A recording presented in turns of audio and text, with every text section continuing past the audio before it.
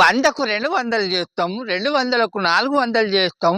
మీరు ఎంత సొమ్మిస్తే దాన్ని డబుల్ చేసి ఇస్తాం. ముచ్చడం బాగున్నట్టున్నది కదా ఇంకటి మీరు పెద్ద మనిషికి 100 200 చేయి. 100 200 చేయాలా? ఇప్పుడు మీరు కళ్ళు మూసుకోర్రి.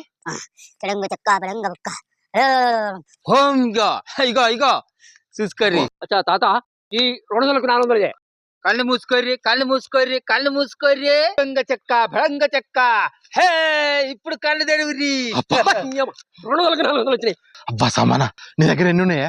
అన్ని డబ్బులు అవుతాయి. 2000